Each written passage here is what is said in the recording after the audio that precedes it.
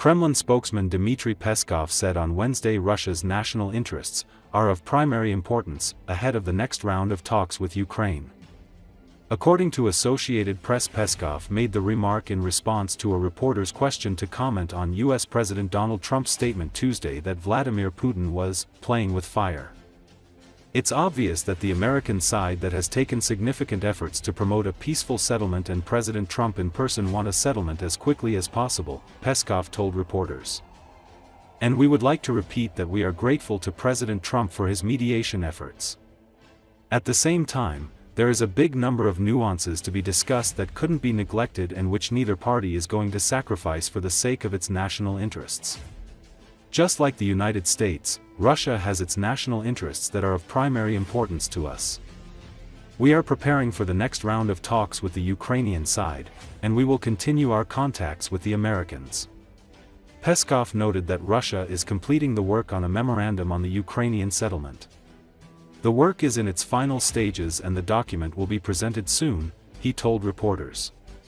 Asked whether it contains Russia's demand for Ukraine to halt its NATO bid and an end to NATO's expansion eastward, he said he wouldn't comment on specifics pending the talks.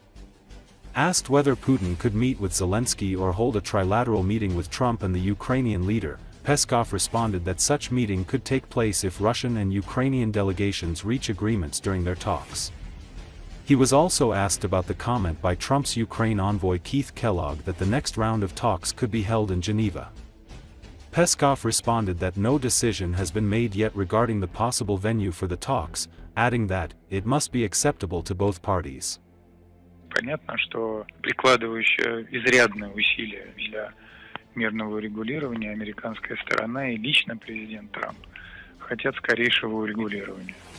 И мы признательны за посреднические усилия президента Трампа лично. Вместе с тем имеется огромное количество нюансов в рамках того, что предстоит обсудить, которыми нельзя жертвовать, и которыми ни одна из сторон не будет жертвовать, исходя из своих национальных интересов. Так же, как и у Соединенных Штатов, у России есть свои национальные интересы, которые для нас превыше всего. Мы готовимся к следующему раунду переговоров с украинской стороной. Мы будем продолжать наши контакты с американцами. В настоящий момент не принималось каких-либо решений о месте проведения следующего раунда переговоров. Очевидно, что это место, которое должно устраивать обе стороны, которые ведут прямые переговоры. Такая встреча должна быть итогом конкретных договоренностей двух делегаций. Но скоро станут известны уже проекты тех меморандумов, которые с двух сторон предоставлены. Работа на завершающей стадии. Мы не будем обсуждать содержимое документов, которые предстоит согласовать.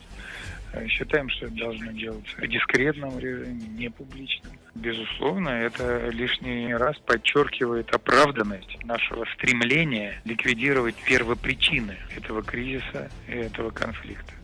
Потому что именно первопричины этого кризиса представляют собой существенную угрозу нашим национальным интересам. Kremlin has commented on the wave of Ukrainian drone attacks launched on Russian territory this month. Kremlin spokesman Dmitry Peskov on Tuesday accused Ukraine of undermining peace efforts by launching a series of drone attacks on Russia in May. This action by Kiev discord with aspirations for peace process, he told reporters. Peskov hailed the U.S. peace efforts, saying that the Americans and U.S. President Donald Trump have taken quite a balanced approach. Clearly, the Russian and the American sides mustn't and can't agree on everything, certain disagreements will always remain, but there is a political will to implement the agreements that have been reached and the work is continuing, Peskov said. At the same time, Peskov criticized Europe for continuing to provide arms supplies to Kyiv, noting that by this, Europe has become indirectly involved in the war against Russia, adding that it, in no way helps peace settlement in Ukraine. Эти действия Киева, конечно, они диссонируют с устремлением, наверное, к мирному процессу. И, конечно, мы эти действия осуждаем. Они как минимум не способствуют продвижению мирного процесса. Американцы и президент Трамп, они весьма сбалансированы в своем подходе. Понятно, что не все просто. Ясно, что российская и американская сторона не должны и не могут соглашаться во всем. Определенные расхождения будут всегда. Но политическая воля на то, чтобы выполнять те договоренности, которые достигаются, она есть, и работа продолжается. Мы видим, что Европа опосредованно принимает участие, продолжаются поставки вооружений, самых различных систем вооружений, боеприпасов. Это и есть косвенное участие в войне против России.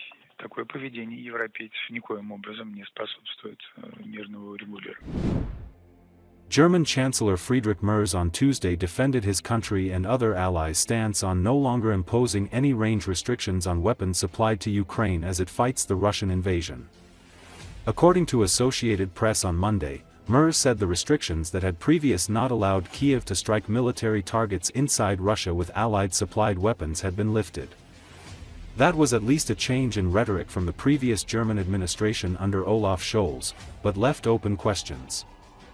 As far as I know, and that is what I set out yesterday, the countries that imposed range restrictions have long since given up these conditions, he said as he explained the comments during a visit to Finland on Tuesday.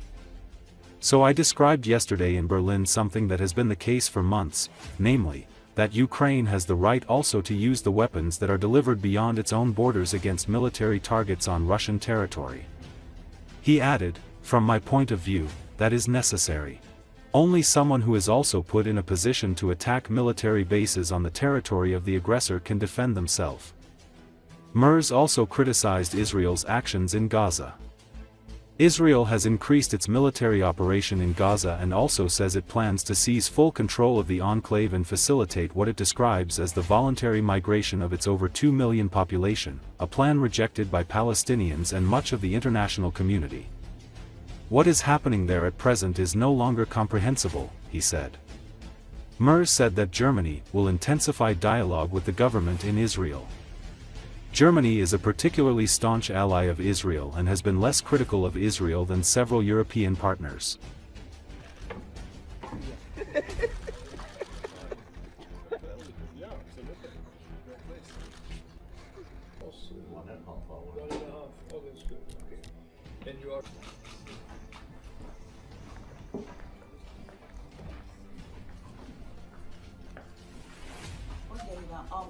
Soweit ich es weiß, und so habe ich es gestern wiedergegeben, haben die Länder, die Reichweitenbegrenzungen auferlegt haben, diese Auflagen längst aufgegeben. Insofern habe ich gestern in Berlin etwas beschrieben, was schon seit Monaten geschieht, dass die Ukraine nämlich das Recht hat, die Waffen, die sie geliefert bekommt, auch einzusetzen, auch jenseits der eigenen Landesgrenzen einzusetzen gegen militärische Ziele auf russischem Staatsgebiet.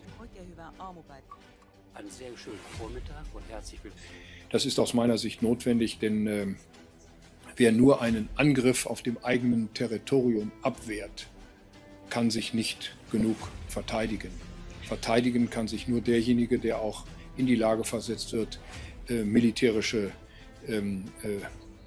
Basen anzugreifen, die auch auf dem Territorium des Angreifers liegen.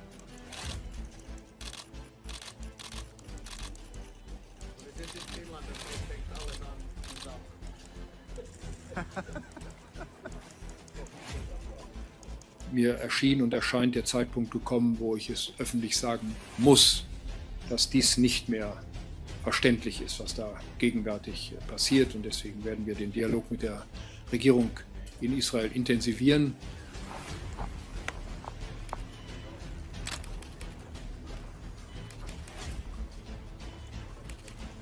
Das, was da gerade in den letzten Tagen passiert ist, das erscheint mir als nicht mehr zwingend notwendig zur Verteidigung des Existenzrechts Israel und zur Bekämpfung des Terrorismus der Hamas. Hier wird die Zivilbevölkerung im Übermaß in Mitleidenschaft gezogen.